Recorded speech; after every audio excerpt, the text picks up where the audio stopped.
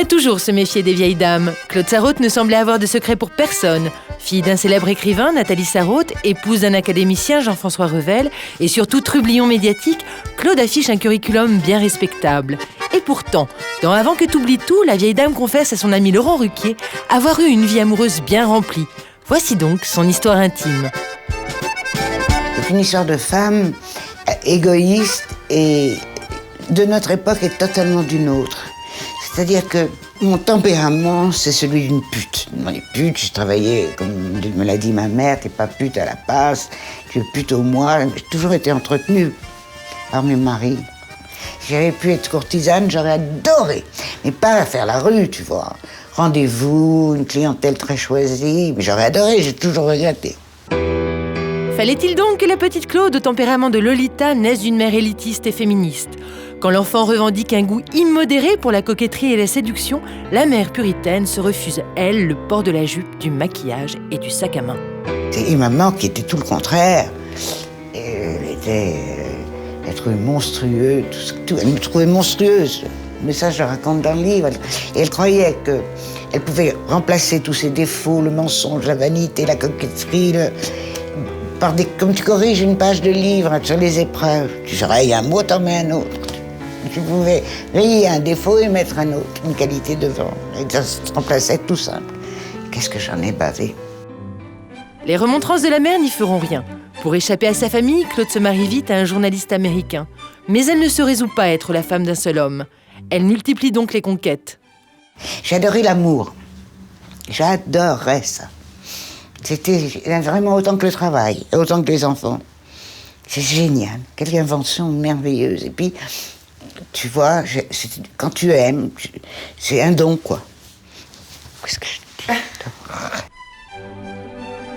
Un homme pourtant se détachera de tous. Claude Sarraute est ébloui par l'intelligence hors norme de l'intellectuel Jean-François Revel.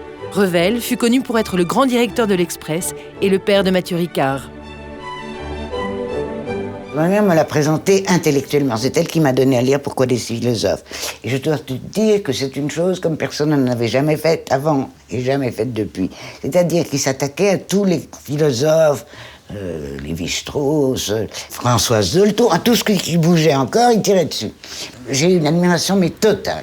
C'est-à-dire la seule personne à qui j'ai écrit, de toute ma vie, la seule personne à qui j'ai écrit un mot pour le féliciter, c'était lui. Claude l'épouse donc. Seulement au bout de quelques années, la relation entre eux se délite. Cette fois, c'est Jean-François Revel qui prend un malin plaisir à aller voir ailleurs. Et alors là, il m'a foutu la louchon dans les pattes. C'était la secrétaire. Oh là là, elle doit vivre encore. Non, on n'en parle pas. Il a voulu divorcer, hein.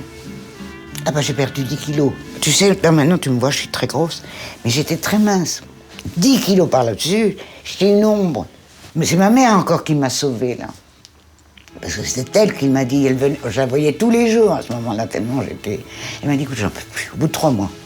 Il y en a marre, tu ne me parles plus jamais de Revel, tu m'entends? Tu le laisses partir, tu te trouves un amant, tu penses à ton boulot, tu penses à tes gamins, mais je ne veux plus entendre ce mot. Claude refuse de divorcer une nouvelle fois. Elle souhaite préserver ses enfants. Et puis l'admiration est toujours là. Elle se convainc plutôt de rencontrer un autre homme. Non par vengeance, mais plutôt par sauvegarde. Hans, un Allemand, se présente à elle. Parce que l'amour, moi, ça me fait maigrir de toutes les façons. Quand j'étais amoureuse, je maigrissais aussi. Et, écoute, j'ai une chance. À partir du moment où je me suis dit, il faut que tu rencontres quelqu'un, il fallait que ce soit quelqu'un qui ne vive pas à Paris. Et alors, il était orphelin, il était célibataire, il n'avait que moi. Il m'aimait trop presque parce qu'il n'a jamais eu d'enfant. Et, tu veux pas savoir ce que c'est.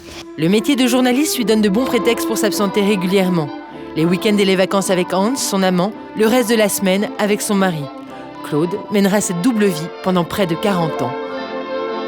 Hans, je n'ai jamais pu lui en vouloir de quoi que ce soit. Un peu quand même vers la fin, parce que lui aussi, maman, Revel, et même Hans, à la fin, il est devenu très radin. Mais très radin. Ça, c'est horrible. Alors, c'est la dernière chose que je veux pour moi. Bon, tu peux vu que ça ne m'arrive pas. Ben, je suis dans ma 83e année, imagine que je vive encore 2-3 ans et que ça me prenne. Oh, c'est affreux. Les deux hommes de sa vie sont morts il y a 3 ans à quelques mois d'intervalle. L'absence est un mal qu'elle a su apprivoiser. Aujourd'hui, Claude nous a joliment appris qu'elle avait follement aimé.